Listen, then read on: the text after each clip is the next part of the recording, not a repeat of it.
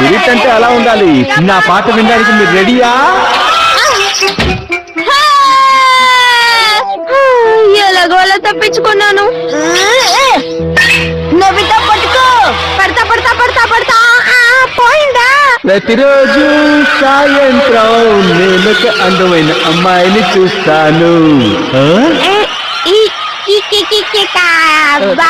Nobita ఇక్కడున్నాడేంటి? Okay, నా next song వింటారా? నేనొక్కసారి రెచ్చిపోతే మీరందరూ ఏమవుతారు ఒక్కసారి ఊహించుకోండి. ఓ